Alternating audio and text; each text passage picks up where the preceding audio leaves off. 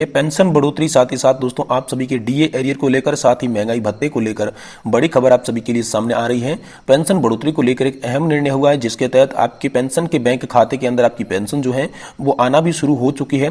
तो दोस्तों कितनी पेंशन आएगी और साथ ही में एक बहुत ही महत्वपूर्ण बात दोस्तों, महत्वपूर्ण खबर आप सभी के लिए कि पुरानी पेंशन की जो लड़ाई है वो इन दोनों अंतिम चरण में चल रही है और पुरानी पेंशन आप सभी के लिए यहाँ पर जो है बड़ी खुशखबरी लेकर आ सकता है। या तो दोस्तों पुरानी पेंशन लागू होगी, अगर पुरानी पेंशन लागू नहीं हुई तो दोस्तों इसके लिए 3 ऑप्शन दिए गए हैं, तीनों में से एक ऑप्शन आप सभी के लिए लागू होने वाला है। तो आखिर आप सभी के लिए कौन सा ऑप्शन लागू हो सकता है, क्या बड़ी खबर आप सभी के लिए निकलकर सामने आई है, इसके बारे में आज की इस वीडियो के अंदर विस्तार से आपको जानकारी देने वाले हैं। इसलिए आपसे निवेदन रहेगा कि अगर आप पेंशन धारक हैं तो इस वीडियो को कृपया लास्ट तक देखें। और दोस्तों आपको मैं ये भी बताऊंगा कि आखिर चुनाव का चमत्कार देखते हुए पेंशन पर मोदी सरकार क्या क्या बड़े ऐलान करने वाली है, क्या क्या ऐलान कर सकती है, क्या बड़ा फैसला आप सभी की पेंशन के मामलों को लेकर निकलकर सामने आ सकता है, इसके बारे में विस्तार से जानकारी देंगे इस वीडियो के अंदर। तो सबसे पहले हम जानते हैं कि आखिर ओपीएस की मांग को लेकर क्या लड़ाई है और ये लड़ाई अंतिम चरण में कैसे पहुंची है और साथ ही आप सभी के लिए 3 ऑप्शन कौन कौन से हैं।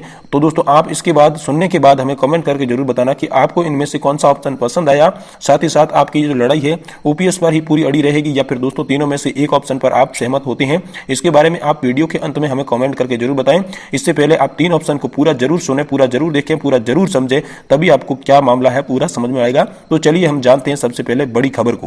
तो दोस्तों हाल ही की एक बहुत ही बड़ी अपडेट आप सभी के लिए सामने आई है जिसमें दोस्तों कहा यह जा रहा है कि अंतिम दौर में पुरानी पेंशन की लड़ाई मिल सकता है ये 3 ऑप्शन। जी हां दोस्तों, तो अंतिम दौर में कैसे हैं, देखिए दोस्तों पुरानी पेंशन बहाली की लड़ाई अब अंतिम दौर की तरफ बढ़ रही है। अगर सरकार कर्मचारियों की इस मांग को नहीं मानती तो उस स्थिति में अनिश्चितकालीन हड़ताल भी हो सकती है। कितने कर्मचारी अनिश्चित हड़ताल के पक्ष में है यह पता लगाने के लिए केंद्र सरकार में 2 बड़े विभाग थे, जिन्होंने जो कि एक विभाग था रेलवे और दूसरा था रक्षा विभाग। तो दोस्तों इन दोनों विभागों में स्ट्राइक बेल्ट यानी कि मतदान करवाया गया था।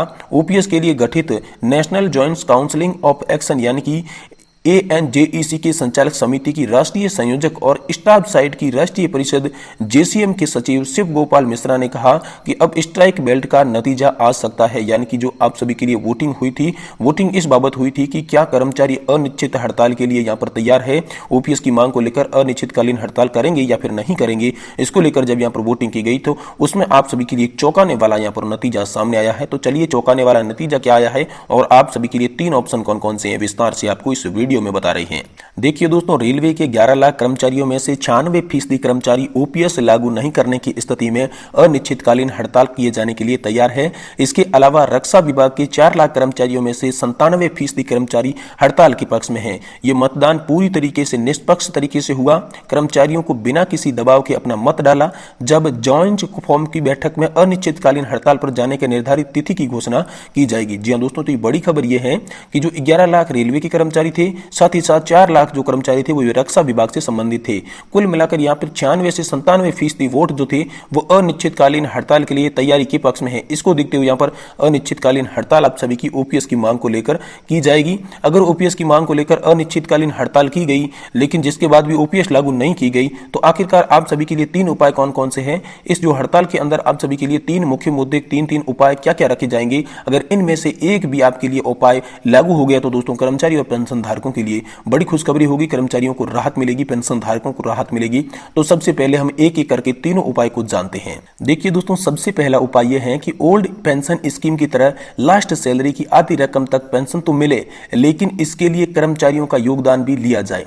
जैसे कि स्कीम आंध्र प्रदेश में चलाई जा रही है। सरकार और पेंशन फंड रेगुलेटरी एवं डेवलपमेंट अथॉरिटी यानी कि दोस्तों पीएफआरडीए के बीच इस पर मुद्दे पर बातचीत हो चुकी है। यानी कि पहला उपाय यही बताया जा रहा है कि आपका एनपीएस का जो कंट्रीब्यूशन है, आप जो योगदान दे रहे हैं वो योगदान तो इसी तरीके से चलता रहे लेकिन जो आपको लाभ मिलना चाहिए वो ओपीएस की तरह और गारंटीड लाभ मिलना चाहिए। और ऐसी योजना जो है वो भारत के आंध्र प्रदेश राज्य में फिलहाल चलाई जा रही है जहां से कर्मचारियों से कंट्रीब्यूशन भी लिया जा रहा है और कर्मचारियों को ओपीएस की तरह पेंशन भी मिल रही है। तो ये मामला जो पहला मुद्दा है ये आप सभी के लिए लागू होने की उम्मीद काफी ज्यादा है, लेकिन इसको लेकर 2 अन्य उपाय भी हैं। तो दूसरा उपाय दोस्तों यह है कि मौजूद एनपीएस में ही न्यूनतम पेंशन तय कर दी जाए। एनपीएस को लेकर शिकायत यह है कि इसमें कर्मचारियों का योगदान तय है लेकिन रिटर्न्स तय नहीं है। इस पर काम लगभग पूरा हो चुका है लेकिन बोर्ड की मंजूरी बाकी है। दोस्तों मोटी बात करें तो यही है कि एनपीएस में जो भी कर्मचारी है वो कंट्रीब्यूशन तो देते हैं, उसका तो कंट्रीब्यूशन तय है, लेकिन इसके बाद पेंशन कितनी मिलेगी ये यहां पर तय नहीं है। अगर तय हो जाता है कि आपका इतना कंट्रीब्यूशन दिया है तो इतनी पेंशन आपको मिलेगी, तो दोस्तों ये मंजूरी है, जो आपको बोर्ड की मंजूरी है वो बाकी है, इसके बाद आप सभी के लिए लागू हो सकता है। हालांकि दोस्तों संकेत तो ये भी मिल रहे हैं कि इसमें न्यूनतम रिटर्न 4 से 5% तक हो सकता है, जिसे बेहद ही कम समझा जाएगा, लेकिन गारंटी के कारण इसकी लागत भी बढ़ जाती है। वैसे बाजार में बेहतर रिटर्न दिया तो दोस्तों रिटर्न से 2 से 3% ज्यादा तक की पेंशन मिल सकती है। इसके अलावा मौजूद एनपीएस में मैच्योरिटी की 7% रकम कर्मचारी के हाथ में चली जाती है। अगर ये पैसा भी पेंशन फंड में लग जाए तो पेंशन की रकम बढ़ जाएगी।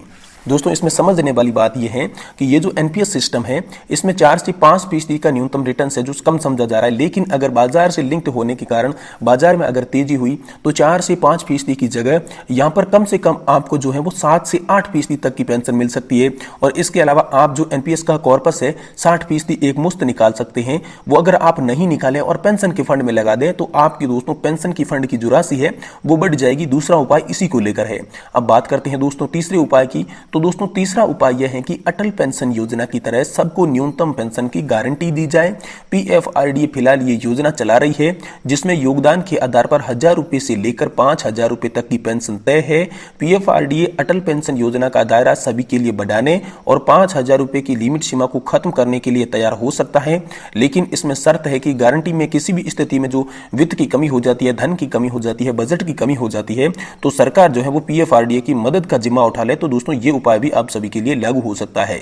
याद रखिए दोस्तों आपको सरल भाषा में बताया जाए तो तीसरा उपाय यह है कि जिस तरीके से जो अटल पेंशन योजना चलाई जा रही है जिसमें आपको 1000 रुपए से लगाकर 5000 रुपए की गारंटीकृत जो पेंशन मिलती है, ये अटल पेंशन योजना आप सभी की एनपीएस की जगह लागू कर दे। आप सभी को जो एनपीएस है उसे हटाकर अटल पेंशन योजना अगर लागू कर दी जाए तो दोस्तों आप सभी को बेहतर रिटर्न मिल सकते हैं। और एनपीएस के अंदर यहाँ पर जो बेहतर रिटर्न नहीं मिलता है, लेकिन अटल पेंशन योजना में जो 5000 रुपए तक की पेंशन की सीमा है वह भी केंद्र सरकार हटाने के लिए तैयार है, लेकिन हटाएगी इसलिए पीएफआरडी इसलिए सीमा हटाएगा जब सरकार ये जिम्मेदारी लेगी कि हमें यहां पर जो है किसी भी प्रकार की बजट की अगर कोई कमी हो जाती है तो सरकार इसमें योगदान करेगी। सरकार का इसमें योगदान होना जरूरी है। सरकार अगर ये जिम्मा ले कि किसी भी प्रकार की जो फंड की कमी होगी तो वो सरकार पूरा करेगी पेंशन धारकों को पेंशन देने के लिए, तो पीएफआरडी आप सभी के लिए तीसरा नियम भी लागू कर सकता है।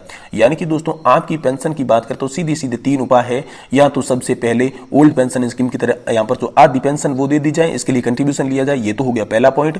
दूसरा पॉइंट यह है कि बाजार में ये जुड़ी है पेंशन योजना, इसमें अगर अच्छा रिटर्न्स मिलेगा तो दोस्तों कर्मचारियों को यहां पर बेहतर लाभ होगा। यानी कि पेंशन आपको तय मिलनी चाहिए, जिस तरीके से कंट्रीब्यूशन लिया जा रहा है उसी तरीके से अगर आपको तय पेंशन मिल जाती है तो भी कर्मचारी काफी खुश हो जाएंगे और 60% की जो रकम बचती है वो पेंशन में लगा देंगे, जिससे पेंशन अधिक मिलेगी। तो ये हो गया आपके लिए दूसरा उपाय। और तीसरा उपाय जैसा कि बताया कि अटल पेंशन योजना की तरह आपको मिलना चाहिए जिसमें आपको फिक्स पेंशन मिले। तो अगर फिक्स पेंशन मिलेगी तो कर्मचारी और पेंशन धारक भी आश्वस्त रहेंगे कि बुढ़ापे की स्थिति में उन्हें आखिर कितना पैसा मिलेगा।